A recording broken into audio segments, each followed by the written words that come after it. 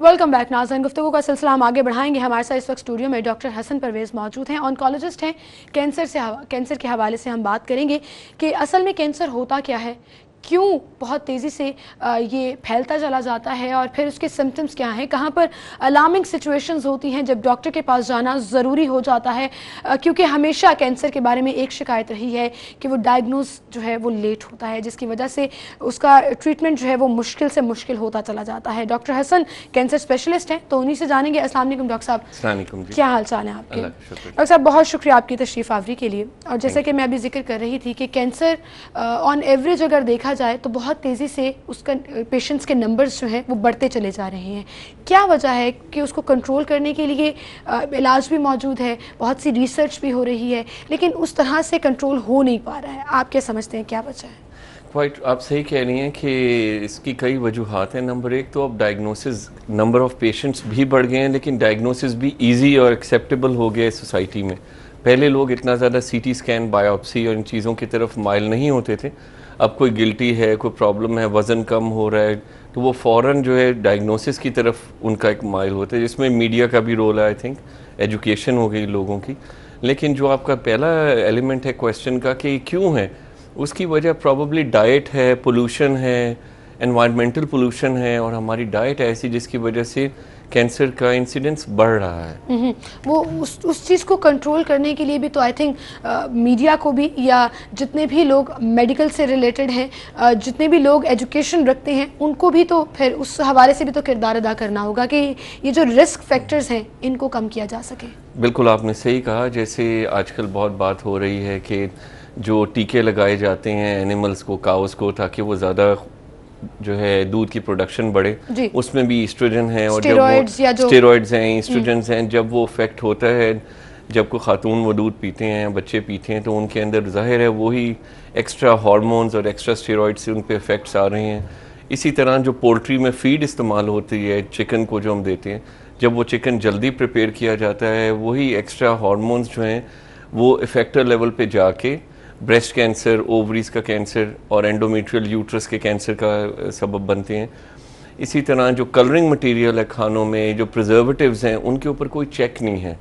जब तक हम वो चेक नहीं करेंगे, वो अगर वो पॉइजनस हो चुके हुए हैं, ख़तरनाक हद तक उनकी डिग्रेडेशन हो चुकी हुई है खानों में और कलर्स की वजह से उसके अंदर प्रॉब्लम्स हैं, उनको जब तक हम कंट्रोल नहीं करेंगे तब तक हम उसको रोक नहीं सकते। बिल्कुल सही। और उसके लिए आपने सही कहा, पहले हम रिसर्च करें, देखें कि कहाँ और भी दुनिया में रिसर्च हो रही है, उसको हम देखें कि किन चीज़ों के साथ ये एसोसिएटेड है और उनके रोकथाम पे काम करें। जैसे पान के ऊपर अब काफ़ी कंट्रोल कर रहे हैं, छालिया के ऊपर कंट्रोल किया है, जो कि मुंह का, ओरल कैविटी का, ज़बान का, गम्स के कैंसर का सबब बनता है। तंबाकू नोशी है, सिगरेट पीने से लंग कैंसर है, इसके अलावा ब्लैडर कैंसर, स्टमक कैंसर, मैदे की नाली का कैंसर, इसोफेगस का, ये वो चीज़ें हैं जो कि प्रिवेंटेबल हैं। सिर्फ हमने लोगों को आगाह करना है, और उसकी सेल के ऊपर छोटे छोटे बच्चे स्कूलों के, कॉलेजों के, वो स्मोकिंग की तरफ जा रहे हैं, उसको कंट्रोल करने की ज़रूरत है। बिल्कुल सही। सोसाइटी के तो ये सोसाइटी के अंदर एक बड़े चेंज की ज़रूरत है, तभी इस मूजी मर्ज से बचा जा सकता है। हर बीमारी का इलाज ट्रीटमेंट नहीं है, बहुत सी चीज़ें जो हैं वो प्रिवेंशन के ज़रिए भी कंट्रोल की जा सकती हैं। डॉक्टर साहब, अभी तक पाकिस्तान में अगर हम नंबर ऑफ़ पेशेंट्स की बात करें जो कैंसर के लिए रिपोर्ट हुए हैं, मोस्ट कॉमन कैंसर कौन सा है?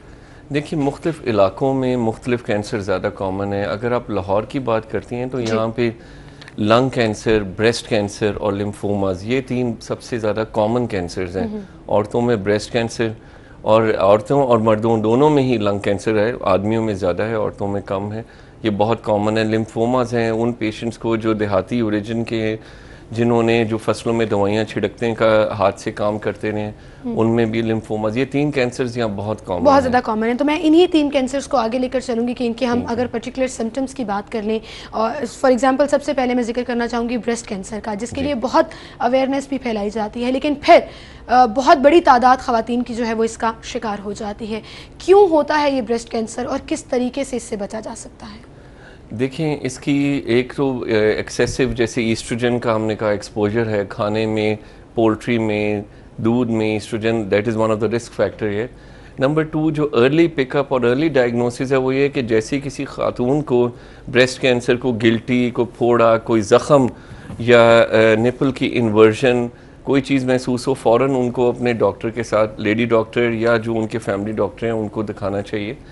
उनका मेमोग्राफ और अल्ट्रासाउंड हो, उसके साथ बायोप्सी हो और फ़ौरन उसका इलाज की तरफ फोकस करना चाहिए। अगर हम इलाज जल्दी पिक कर लें डिज़ीज़ को और जल्दी इलाज कर लें तो ये डिज़ीज़ ख़त्म की जा सकती है।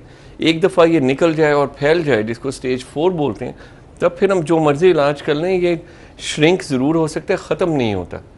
तो इसका अर्ली डायग्नोसिस बहुत इंपॉर्टेंट की है और उसमें मैस लेवल पे स्क्रीनिंग मेमोग्राम्स हों, अवेयरनेस की कैंपेन्स हों और जो लेडी डॉक्टर्स हैं और जो जनरल डॉक्टर्स हैं उनकी भी अवेयरनेस की ज़रूरत है ताकि वो जल्दी उसको पिक करें। तो आई थिंक डॉक्टर साहब उन्हीं डॉक्टर्स की अवेयरनेस की ज़रूरत है, क्योंकि फर्स्ट टाइम जब पेशेंट ने कहीं जाना है तो वो जनरल डॉक्टर्स के पास ही जाना है अपने रेगुलर चेकअप के लिए कि अगर कुछ भी चेंजेस महसूस की जा रही हैं, अगर उनमें अवेयरनेस नहीं होगी और वो मेमोग्राम की तरफ रेफ़र नहीं करेंगे तो वो फिर डिज़ीज़ तो अंदर ही अंदर बढ़ती चली जाएगी। आपने सही कहा। उसमें एक्चुअली कुछ एरियाज़ में ये बात है कि उनकी जो पेशेंट्स हैं और उनकी फैमिलीज़ हैं वो थोड़ी उनकी रिजर्वेशंस होती हैं, वो डॉक्टर के कही हुई बात के ऊपर इतनी जल्दी अमल नहीं करते। वो पहले किसी हकीम, किसी होम्योपैथी, किसी और चीज़ की तरफ पहले चले जाते हैं, 5-6 महीने उधर लगाते हैं। जब वहाँ से बीमारी बढ़ जाती है और कंट्रोल नहीं होती तब वो वापस जो है ना एलोपैथिक दवाइयों की तरफ आते हैं। इस चीज़ का जो है ना लोगों को ख्याल रखना चाहिए कि वो ये ऐसी बीमारी है जो रुकी नहीं रहती, वो आपका इंतज़ार नहीं कर रही, वो अपनी स्पीड से, पेस से डिवाइड कर रही है, प्रोलिफरेट कर रही है। तो उनको एक शुरू में एक डिनाइल होता है।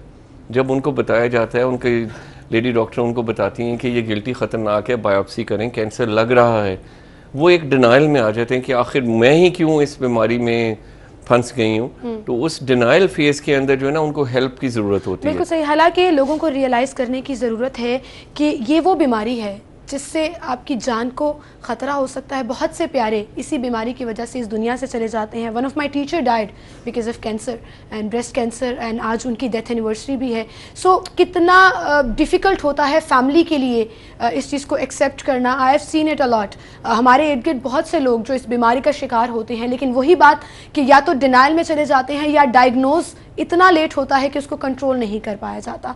सो डॉक्टर साहब, जैसे अभी आपने जिक्र किया कि अगर पहले अर्ली डायग्नोसिस हो जाए इसका तो उसको कंट्रोल कर लिया जाता है, लेकिन अक्सर औकात ये भी देखा गया है कि अगर ब्रेस्ट कैंसर ख़त्म हो गया है तो वो किसी और टाइप की कैंसर में सामने आ जाता है, किसी और टाइप का कैंसर जो है वो पनपना शुरू हो जाता है। That happen with my teacher. So ये रीज़न क्या है, क्यों होता है कि एक कैंसर ख़त्म हो गया तो वो किसी और तरह का कैंसर सामने आ गया? इसकी 2 रीज़न्स हैं। नंबर 1 तो जेनेटिक म्यूटेशंस। उस पेशेंट के डीएनए के अंदर, क्रोमोसोम्स के अंदर जो डीएनए है उसके अंदर स्पेसिफिक म्यूटेशंस हैं, अल्लाह की तरफ से एक डैमेज हुआ हुआ है। जब भी उस सेल को उस टाइम पे सिग्नल मिलता है वो डिवाइड करना शुरू कर देता है। कई सिंड्रोम्स हैं जिनमें उन्हीं पेशेंट्स को ब्रेस्ट कैंसर भी है, उन्हीं को यूट्रस का कैंसर या ओवरीज का कैंसर भी है। यंग एज में जो ब्रेस्ट कैंसर है जो कई फैमिलीज़ में रन करता है, उनमें दूसरे जो हार्मोन रिलेटेड ट्यूमर्स हैं ये भी रन करते हैं।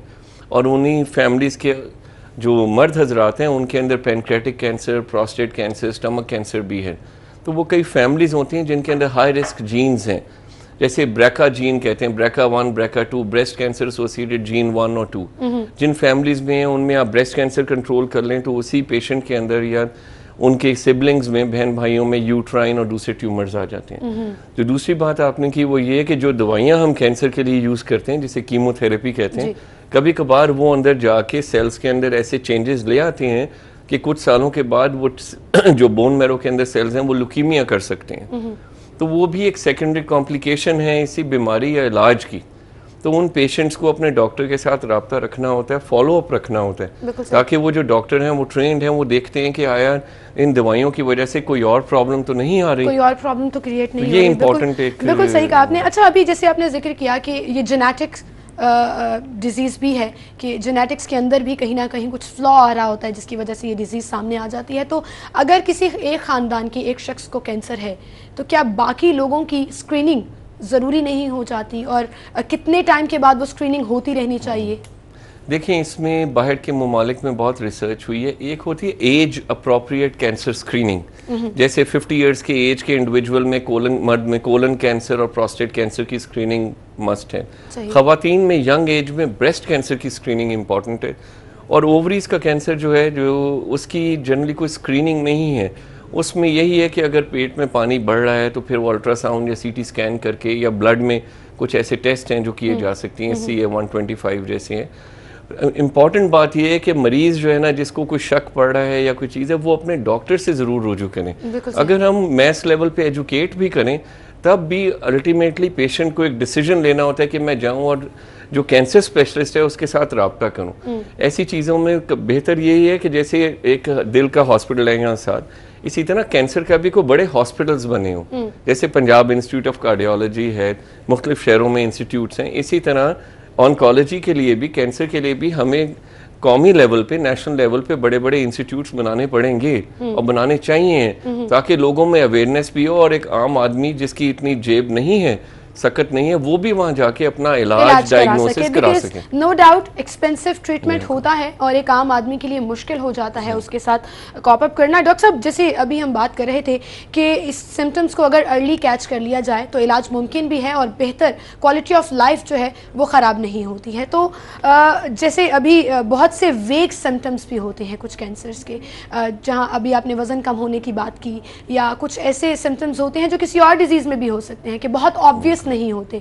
तो लोगों में अवेयरनेस किस तरह आए कि जैसे ईयरली अगर स्क्रीनिंग करा ली जाए तो वो किस तरह की स्क्रीनिंग होनी चाहिए जिसमें वो डाउट्स जो हैं वो आ सकते हैं कि ये कुछ एबनॉर्मेलिटीज़ हैं जिसको थोड़ा मजीद इन्वेस्टिगेट करने की ज़रूरत है। क्या ब्लड स्क्रीनिंग से वो क्लियर हो सकता है? आपका क्वेश्चन बहुत अच्छा है। ये ज़रा इसका एक कॉम्प्लिकेटेड सा आंसर है। जैसे अगर कोई बुखार चल रहा है और वो ठीक नहीं हो रहा, यहाँ पे ज़्यादातर ट्रेंड ये है कि टीबी की दवाइयाँ दी जाती हैं, अगर उससे भी ठीक ना हो फिर वो लोग सोचते हैं कैंसर का। इसमें एक स्कैन है जिसका नाम है PET scan, PET PET scan, जो कि लाहौर में शौकत खानम में और अनमोल हस्पताल में, सरकारी हॉस्पिटल में भी है। अगर कोई ऐसा पेशेंट है जिसको बुखार आ रहा है, वज़न कम हो रहा है, गिल्टियाँ हैं और टीबी की दवाई ले चुके हैं, ठीक नहीं हो रहे, तो वो पेट स्कैन कराया जाता है, जिससे पता चल जाता है कि इन गिल्टियों के अंदर क्या कैंसर का अपटेक तो नहीं बहुत ज़्यादा आ रहा। फिर उस स्पेसिफिक गिल्टी की हम बायोप्सी करती हैं। तो ऐसे वेग सिम्टम्स जिसके अंदर ख़ास तौर पे वज़न कम हो रहा हो, बुखार आ रहा हो, ठंडे पसीने आ रहे हो, तो ये स्कैन, पेट स्कैन कराना यूज़फुल हो सकता है। इससे पहले जो दूसरे सिम्टम्स हैं, जैसे खांसी है और बलगम के अंदर ब्लड आ रहा हो, तो लंग कैंसर इंपॉर्टेंट है। उसके लिए हम पहले CT स्कैन करते हैं और अगर ज़रूरत पड़े तो कैमरा डाल के ब्रोंकोस्कोपी भी की जा सकती है। सही। इसी तरह मैदे के कैंसर में पेट में दर्द होना, वज़न कम होना, पखाने के रास्ते ब्लड आना या उल्टी के अंदर ब्लड आना, उसमें एंडोस्कोपी की जाती है, कैमरा डाल के मैदे को देखा जाता है और उसकी बायोप्सी की जाती है। मुख्तलिफ जिस्म के जो हिस्से हैं, आज़ा हैं, उनके कैंसर के अलामात भी मुख्तलिफ हैं और उनके टेस्ट भी वैसे ही मुख्तलिफ हैं। बिल्कुल सही कहा आपने। लेकिन डॉक्टर साहब, इस पर फिर मेरा एक और सवाल भी है कि जब ये बहुत इंटेंसिव किस्म के टेस्ट हैं, जो जैसे आपने कहा कि पेशेंट नॉर्मली भाग जाते हैं, डिनाइल मोड में चले जाते हैं, वो डिनाइल मोड में ना भी हो तब भी वो इस तरह के इंटेंसिव टेस्ट से भाग जाते हैं जब तक श्योरिटी नहीं होती कि कुछ वो, मतलब एक जनरल कॉन्सेप्ट है ना, कहते हैं मेरे तो सिर्फ पेट में दर्द हो रहा था, मैं क्यों एंडोस्कोपी कराऊं, मेरे तो सिर्फ वजन ही कम हो रहा था, हो सकता है मैं खाना ठीक ना खा रहा हूं। अपनी तरफ से जस्टिफिकेशंस ढूंढने की कोशिश की जाती है। तो यहीं से हम बात का सिलसिला आगे बढ़ाएंगे कि उनके लिए आप मेडिकली अपने मेडिकल एक्सपीरियंस में क्या सजेस्ट करेंगे, और साथ ही साथ लोगों से भी मैं कहूँगी कि ये बातें बहुत ध्यान से सुनें, क्योंकि छोटी छोटी चीज़ें जब हम निगलेक्ट करते चले जाते हैं तो एक बड़ा मसला सामने आ जाता है, जिसके नतीजे में कहीं ना कहीं कोई ना कोई खराबी पैदा हो रही होती है। नाज़रीन, यहीं से बात का सिलसिला हम आगे बढ़ाएंगे, एक छोटी सी ब्रेक लेते हैं, ब्रेक के बाद दोबारा हाजिर होंगे, हमारे साथ रहिएगा। लाहौर से मुतालिक मजीद खबरें भी जानने के लिए आप हमारा YouTube पेज सब्सक्राइब कर सकते हैं। बॉटम राइट पर सब्सक्राइब का बटन क्लिक कीजिए and stay tuned to city for it.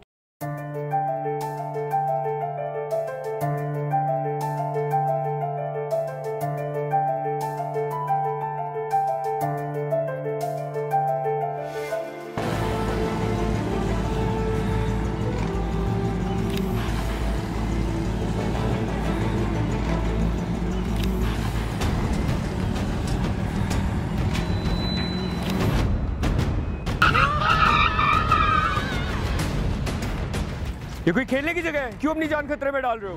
Sorry uncle, गलती हो गई। मगर अंकल, आप क्यों अपनी जान खतरे में डाल रहे हैं? है? क्या? फिर अंकल, आपने हेलमेट क्यों नहीं पहना? सॉरी बेटा। अब ठीक है?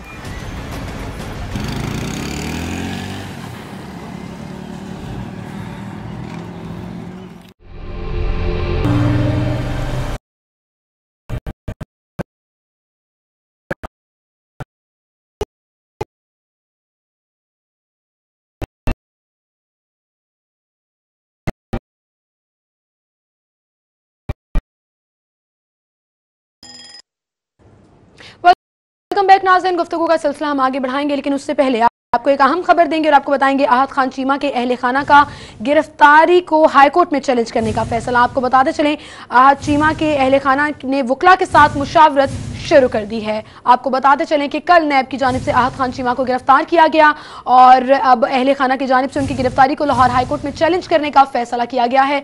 कैसर खोखर हमारे साथ मौजूद है। जी कैसर खोखर। जी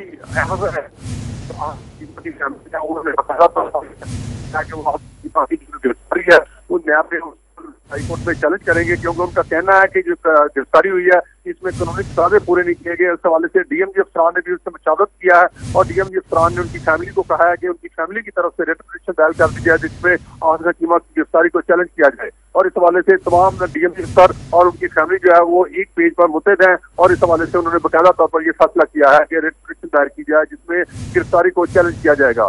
जी शुक्रिया कैसर खोखर, आप हमारे साथ मौजूद थे। दूसरी जानिब एक और अहम खबर देंगे आपको और बताएंगे पंजाब पुलिस के 135 डीएसपीज का रिकॉर्ड तलब कर लिया गया है। डीएसपीज का सर्विस क्रिमिनल रिकॉर्ड तलब करने का मरासला जारी। अली साही हमारे साथ मौजूद हैं। जी अली साही बताइएगा।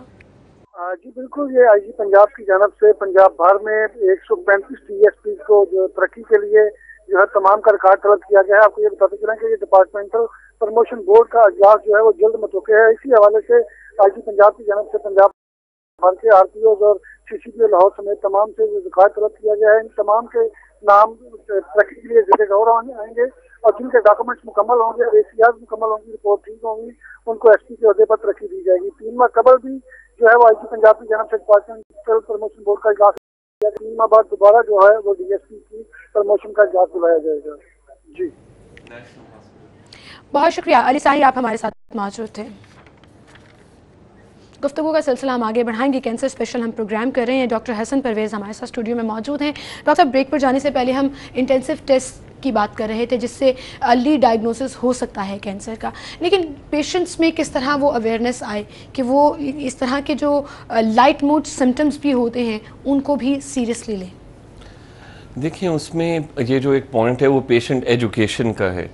उसमें हम ब्रोशर बनाए जाएं और उन बीमारियों के इजी सिम्टम्स आसान उर्दू में लिखे जाएं और उनको जो है या तो प्रेस के थ्रू या मुख्तलिफ प्रोग्राम्स के थ्रू या ब्रोशर्स को क्लिनिक्स में वेटिंग एरियाज़ में रखा जाए ताकि जब मरीज़ या बैठे हुए किसी और चीज़ के लिए आए हॉस्पिटल में वो ब्रोशर पढ़े और उसमें से वो घर जाके ख़ुद सोल सर्चिंग करे कि मुझे भी ऐसे सिम्टम्स हैं। और इसके साथ साथ हमें अगेन कैंसर सेंटर्स बनाने पड़ेंगे ताकि लोग आराम से वहाँ आ सकें जिनकी फैमिलीज़ में कैंसर है या जिनको महसूस हो रहा है उनको आप लो कॉस्ट टेस्ट भी कराए जाएं और उनके साथ साथ फिर नेक्स्ट स्टेप पे आप प्रिवेंशन पे जाते हैं। पहले मैस स्क्रीनिंग की जाए, देखा जाए कौन सा कैंसर कॉमन है, किन एरियाज़ के लोगों में ये कॉमन है, क्यों है, क्या उन इलाकों में पानी पोल्यूटेड है, फैक्ट्रियाँ हैं ऐसी। फिर आहिस्ता आहिस्ता उन लोगों में वहाँ जाके उनके नेबरहुड्स में वो ब्रोशर बांटे जाएं। ये एक बहुत बड़ा एक कैंपेन है जो कि ज़रूरी है।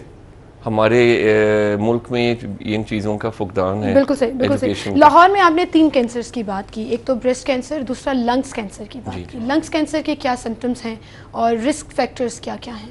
देखिए सिम्टम तो सबसे इम्पोर्टेंट खांसी है, बलगम में ब्लड आना, जिस्म में दर्द होना, कभी कभार बुखार भी आना शुरू हो जाता है।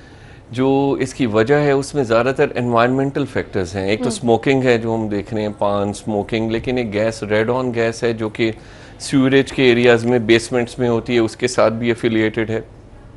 जो लोग शिप यार्ड्स में काम करते रहे उनके अंदर लंग्स की झिल्ली का कैंसर मीज़ोथीलियोमा होता है। लेकिन अगेन बात वही आ जाती है कि हमारे यहाँ जो है प्लानिंग थोड़ी सी कम है। जैसे इंडस्ट्रियल एरिया है वो घरों के करीब है, रेजिडेंशियल एरियाज को जो उनकी गैसेस इमिट हो रही हैं वो आहिस्ता आहिस्ता उन्हीं के इर्द गिर्द के लोगों में वो इनहेल भी की जाती हैं। फिर पानी जो है वहाँ का उन फैक्ट्रीज़ का वो प्रॉपर प्रोसेस नहीं होता, वो रेजिडेंशियल एरियाज़ के इलाकों में भी उसकी सीपेज है जिसके इफेक्ट्स आ रहे हैं। हमें 100% पता नहीं है कि ये कैंसर हमारे इलाकों में क्यों ज़्यादा है। लेकिन definitely it is linked up with environmental pollution और जो पानी और खाने की जो पोल्यूशन है इससे होता है। तो उस चीज़ को अवॉइड भी किया जा सकता है, लेकिन अगर स्वेयर सिम्टम्स आ रहे हैं तो फ़ौरन रिपोर्ट भी जी उसको फ़ौरन अपने, ज़्यादातर लोग जो हैं पहले लंग्स के डॉक्टर, फेफड़ों के डॉक्टरों के पास जाते हैं, पल्मोनोलॉजिस्ट के पास, वो एक्सरे करते हैं, सीटी स्कैन करते हैं, जैसे मैंने अर्ज़ किया ब्रोंकोस्कोपी करके बायोप्सी करते हैं। जैसे ही वो डायग्नोसिस हो जाता है कि ये कैंसर है, वो फ़ौरन किसी कैंसर सेंटर में भेजते हैं या किसी कैंसर डॉक्टर के पास भेजते हैं। इन सारी चीज़ों को with in a short period of time process करके आगे चलना होता है ताकि उसका टाइम से इलाज हो सके। अगर जल्दी पकड़ा जाए तो इसमें भी ऑपरेशन करके लंग का वो हिस्सा निकाल देते हैं और फिर कीमोथेरेपी और रेडिएशन का रोल है। लेकिन अगर पेशेंट को ट्रीटमेंट तक पहुंचते पहुंचते देर हो जाए तो वो स्टेज 4 या स्टेज 3B होती है, फैला हुआ कैंसर। उसमें जनरली जो है ऑपरेशन इतना कामयाब नहीं है, ना ही रेडिएशन का रोल है, उसमें फिर कीमोथेरेपी है। और अब आजकल जो नया ट्रेंड है वो है टारगेटेड थेरेपी। कैंसर सेल्स के ऊपर सरफेस पे रिसेप्टर्स होते हैं जिनके ऊपर दवाइयाँ जाके चिपक जाती हैं और कैंसर सेल को डोरमेंट कर देती हैं, उसको ठंडा कर देती हैं ताकि वो उस तरह एक्टिवली प्रोलिफरेट ना कर सके, डिवाइड ना कर सके। ये है जो लेटेस्ट कटिंग एज है टारगेटेड थेरेपी, जो कि जैसे एक रिसेप्टर है EGFR रिसेप्टर, लंग कैंसर के सरफेस पे होता है। इसी तरह एक ELK रिसेप्टर है, बाहर के ममालिक में ऐसी टैबलेट्स आ गई हैं, पाकिस्तान में भी वो मैसर है, जो कि जाके उसके ऊपर चिपक जाते हैं और उस कैंसर को स्लो कर देते हैं, ख़त्म नहीं कर देते, स्लो कर देते हैं, जिससे कि इंसान की ज़िंदगी बढ़ जाती है। बिल्कुल सही। डॉक्टर साहब, थर्ड टाइप का कैंसर आपने आई थिंक लिम्फोमा जिक्र किया था, जो लाहौर में बहुत ज़्यादा, लाहौर की सराउंडिंग्स में बहुत ज़्यादा कॉमन है कि ज़्यादा पेशेंट्स रिपोर्ट होते हैं। ये किस टाइप का कैंसर है और इसमें क्या रिस्क फैक्टर्स होते हैं? जी, ये लिम्फोमास 2 किस्म के हैं, हॉजकिन्स और non Hodgkin's lymphoma. Basically lymphoma word भी लिम्फ से निकला है, जो गदूद होती हैं जो गर्दन में, जिस्म में जगह जगह गदूदें जो खून की सफाई करती हैं, उन गदूदों के अंदर ये सेल्स प्रोलिफरेट करती हैं और कैंसर में बदल जाते हैं। लिम्फोसाइट्स होते हैं ख़ास किस्म के, और इनके जो सिम्टम्स हैं वो प्रेशर सिम्टम्स भी आते हैं। सबसे कॉमन इसमें बुखार है, जो लगातार बारी बारी बुखार हो और कोई समझ ना आ रही हो कि कोई इन्फेक्शन भी नहीं है, फिर भी बुखार आ रहा है, ठंडे पसीने हैं, वज़न कम हो रहा है और गिल्टियाँ फील हो रही हैं। गर्दन में सबसे ज़्यादा कॉमन गर्दन में या बगल में फील होती हैं, लेकिन टांगों के ऊपर भी महसूस होती हैं। अगर ऐसे सिम्टम्स आ रहे हों, गिल्टियाँ हों, तो उनकी बायोप्सी करना बहुत इंपॉर्टेंट है। पता चल जाता है किस किस्म का है। उसके बाद जैसे पहले मैंने अर्ज़ किया, पेट स्कैन है, वो एक पिक्चर खींचते हैं देखने के लिए कहाँ कहाँ है। और उसके बाद इसके इलाज में कीमोथेरेपी और टारगेटेड थेरेपी है। कीमोथेरेपी वो दवाइयाँ हैं जिनसे बाल उतर जाते हैं, नौजिया, वॉमिटिंग है। लेकिन इसके साथ अब जो नई डेवलपमेंट है वो टारगेटेड थेरेपी है, जो सिर्फ कैंसर सेल्स को हिट करती हैं दवाइयाँ और उसके इर्द गिर्द के जिस्म को तंग नहीं करती मरीज़ के। ये दवाइयाँ जो पाकिस्तान में आती भी जा रही हैं, इससे जो है ना ट्रीटमेंट्स बहुत इम्प्रूव कर गए, क्योर रेट बेहतर हो गया, कंट्रोल रेट बेहतर हो गया। बिल्कुल सही। तो वो अगर आप, लेकिन फिर देन अगेन बात वही आ जाती है कि टाइमली अगर उसको आप कैच कर लें तभी ये सारी चीज़ें पॉसिबल होती हैं। अभी बार बार हम चूँकि जिक्र कर रहे हैं स्टेज 4 और स्टेज 3 का, जो ऐसी स्टेज होती है जिस पे या तो कैंसर बहुत फैल चुका होता है या उस स्टेज पर इलाज उस तरीके से मुमकिन नहीं रहता कि उसको जड़ से ख़त्म किया जा सके। तो डॉक्टर साहब, ऐसे पेशेंट्स जिनका इलाज मुमकिन नहीं रहता, लेकिन ऑब्वियसली डॉक्टर्स कैन नॉट से नो, और फिर वो इतना पेनफुल भी होता है कि उसको कंट्रोल करना भी मुश्किल होता है, तो वो पेशेंट्स पैलिएटिव केयर में चले जाते हैं। सो क्या पाकिस्तान में, क्योंकि बाहरी दुनिया में इस चीज़ को बहुत सीरियसली लिया जाता है, पैलिएटिव केयर के हवाले से ना सिर्फ पेशेंट का ख्याल रखा जाता है बल्कि उसके घर वालों की काउंसलिंग का भी पूरा एक एहतमाम किया जाता है। सो क्या पाकिस्तान में ऐसी फैसिलिटीज़ मौजूद हैं? अनफॉर्चुनेटली नो, हमारे पास इस तरह पैलिएटिव केयर के हॉस्पिटल्स और वो वार्ड्स नहीं हैं। इसी में एक और इसी एरिया में एक और चीज़ हॉस्पिस केयर है, जो कि टर्मिनल केयर है। जो मरीज़ जिसको कैंसर है, कैंसर फैल गया है, पहले तो पैलिएटिव केयर है जो उसके सिम्टम कंट्रोल करें। अगर इन्फेक्शन एंटीबायोटिक दें, खुराक दें, उनको सांस की प्रॉब्लम है तो ऑक्सीजन प्रोवाइड की जाए, दर्द की दवाइयाँ दी जाएँ। हमारे यहाँ तो दर्द की गोलियाँ, मॉर्फिन भी हासिल करना बहुत मुश्किल है। और जब ये चीज़ें दी जाएँ तो साथ ही उनको एक प्रॉपर नर्सिंग केयर दिया जाए। जब यही पेशेंट्स आगे प्रोग्रेस करते करते टर्मिनल कंडीशन में आ जाते हैं तो उनको एक ख़ास, बाहर के ममालिक में ख़ास यूनिट्स होते हैं हॉस्पिस केयर, जहाँ पे उनके बिल्कुल टर्मिनल केयर का ख्याल किया जाता है। ये सारी एक स्पेशलाइज्ड फील्ड है ऑन्कोलॉजी की, जिसमें एड्रेस किया जाता है। हमारे यहाँ इसका भी ट्रेंड नहीं, एक तो एक्सपेंसिव भी बहुत है, और नंबर 2 अभी हमारी कौम के अंदर उतना शऊर नहीं आया कि इसके लिए अलग सेंटर्स बनाए जाएं, लेकिन आई थिंक फ्यूचर में इसकी ज़रूरत है और किया जाना चाहिए है। बिल्कुल सही, किया जाना चाहिए क्योंकि बहुत ज़रूरी है, किसी को ऐसे ही नहीं छोड़ दिया जाता। हर एक के लिए कोई ना कोई जो भी उसका प्यारा इस स्टेज पर होता है वो बहुत इंपॉर्टेंट होता है।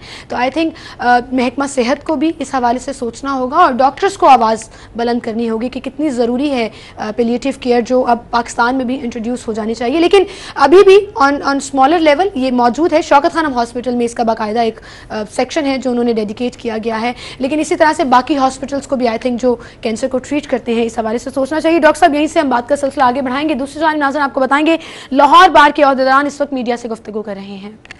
हमारे फैसले नहीं कर सकते, हम इसकी भरपूर तौर पर मजम्मत करते हैं। पाकिस्तान के अंदर अदलिया आजाद है, अपने फैसले कर रही है। यही वो अदलिया थी जिन्होंने तहरीक के अंदर नवाज शरीफ साहब को जब ये मुल्क से बाहर चले गए थे, इनको वापस पाकिस्तान में लाके इनके केसेस खत्म किए। उस वक्त ये अदलिया ठीक थी। आज अगर ये अदलिया अपने कानून के मुताबिक फैसले कर रही है तो उसके ऊपर इनको तकलीफ होनी शुरू हो रही है। हम Lahore high court bar association के इस प्लेटफार्म से बिल्कुल यकीन दिलाते हैं पूरी अवाम को और पूरे मुल्क के वकील इस बात पे मुतहद हैं कि हम supreme court bar association, supreme court of Pakistan के साथ खड़े हुए हैं। उनका कोई भी फैसला हो हम उनके साथ होंगे। और साथ ही साथ जो लोग आज सुप्रीम कोर्ट को गालियां दे रहे हैं, इन्हें इस बात का ख्याल करना चाहिए कि मुल्क के अंदर इस तरह अफरा तफरी फैलेगी। ये इदारों के दरमियान टकराव की जो कोशिश कर रहे हैं, क्या हमारे गैर जो हमसाया ममालिक, जो हमारे दुश्मन ममालिक हैं, उनको खुश करने के लिए कार फरमाएं। हम इनको वार्न करते हैं कि ये सुप्रीम कोर्ट ऑफ पाकिस्तान के ऊपर इस तरह की बातें करना छोड़ दें। अगर ये इस तरह की कोई बातें करेंगे तो हम इनका घेराव भी करेंगे और जाके जहां जहां तक खड़ा होगा हम सुप्रीम कोर्ट के साथ होंगे।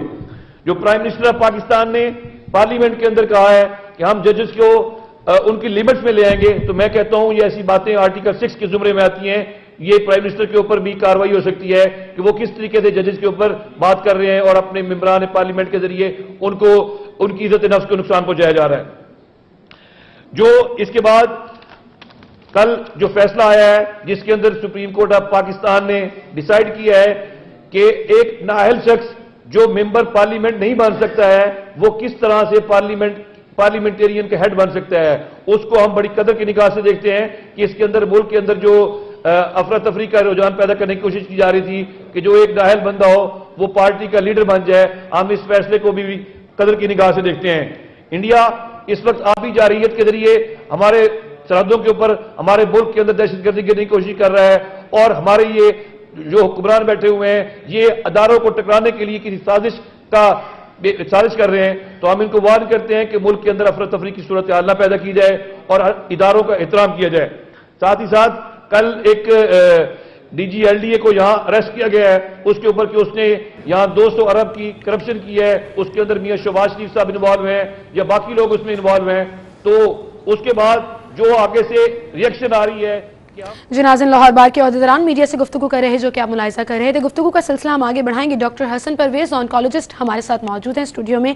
उनसे डॉक्टर साहब, जैसे अभी हम डिफरेंट कैंसर्स की बात कर रहे थे, रिस्क फैक्टर्स की बात कर रहे थे, मैं कुछ जनरल क्वेश्चंस, कुछ मिथ्स हैं जो लोगों के जहनों में है वो आपसे क्लियर करना चाहूँगी। जैसे फॉर एग्जाम्पल ब्रायल के हवाले से कहा जाता है कि जो मुर्गी का गोश्त अब आ रहा है उनको जो फीड कराई जाती है वो भी कहीं ना कहीं कैंसर या इस तरह की बीमारियों का सबब बनता है। तो आपकी मेडिकल ओपिनियन क्या है उसमें? देखिए, ये आपने सही कहा कि जो पोल्ट्री फार्म्स के अंदर आर्टिफिशियल स्टीरॉइड्स और हार्मोन्स दे के मुर्गी को जल्दी मैच्योर किया जाता है, बड़ा किया जाता है, उसके इफ़ेक्ट्स हैं। उसके गोश्त के अंदर ज़्यादा ईस्ट्रोजन कंटेंट है और स्टीरॉइड्स जो कि लेटर ऑन ब्रेस्ट और ओवरीज का कैंसर कर सकती हैं। लेकिन हमारे यहाँ लेकिन बहुत से पोल्ट्री एसोसिएशन वाले जब मेरे प्रोग्राम में आते हैं तो इस फैक्ट को डिनाई कर देते हैं कि उस फीड में पॉसिबल ही नहीं है कि हम हार्मोन्स या इस तरह के स्टेरॉइड्स एक एक बर्ड को पकड़ कर लगाएं। तो वो एक कॉन्फ्लिक्ट कहीं ना कहीं इन दोनों स्टेटमेंट्स में आ जाता है। ये बाहर की कंट्रीज में रिसर्च हो चुकी है कि जो विंग्स खाए जाते हैं उन विंग्स के अंदर उसका कंटेंट ज़्यादा होता है। अच्छा। तो उन्होंने इवन बाहर तो ये भी किया है कि भाई विंग्स जो हैं उसके अंदर इसकी कॉन्सेंट्रेशन ज़्यादा है। क्यों ज़्यादा थी? क्योंकि उनको ऐसी फीड दी गई। इंपॉर्टेंट बात यह है कि वो इंजेक्शंस, वो हार्मोन्स ही कंट्रोल कर दिए जाएं। जब वो मिलेंगे ही नहीं तो फिर वो आगे बढ़ेंगे, ऑब्वियसली वो आगे इससे रेगुलेशंस की जाए। अगर हम ये कहें कि वो ना डालें तो हम रोक नहीं सकते, लेकिन अगर उस दवाई का उसको इंपोर्ट करने पे ही बैन लगा दिया जाए तो फिर आई थिंक मैस लेवल पे ये चीजें कंट्रोल होंगी, कंट्रोल हो सकती है। सो लोगों के लिए आप मैसेज क्या देंगे? क्या इन चीजों का इस्तेमाल कम करें, एहतियात के साथ करें, या क्या मैसेज कन्वे करना चाहेंगे? देखिए उसमें यही है, जो चीजें हमारे यहाँ प्रोवाइडेड हैं हम तो वही यूज कर सकते हैं। बस थोड़े बकरे के गोश्त को प्रेफर करें, चिकन को कम करें या देसी चिकन ले लें, और जो थोड़ा बहुत प्रोटीन्स चिकन लेते भी हैं एक्सरसाइज करें ताकि वो प्रॉपर बर्न हो जाए। इसी तरह जैसे चिकन है, दूध का भी प्रॉब्लम चल रहा है, बिल्कुल सही, कि दूध में भी मिलावट और मिलावट है, की बहुत बात बिल्कुल की जा रही है। उनको भी अब मैंने सुना है कि हुकूमत ने जो इंजेक्शंस लगाए जाते हैं भैंसों को उसको बंद किया है, कंट्रोल किया है। बिल्कुल बिल्कुल, उस हवाले से बाकायदा कानून साजी भी हो रही है और फूड अथॉरिटी काफी एक्टिव नजर आ रही है। तो आई थिंक गवर्नमेंट अपना काम कर रही है, हमें जो है वो अपना काम करना है।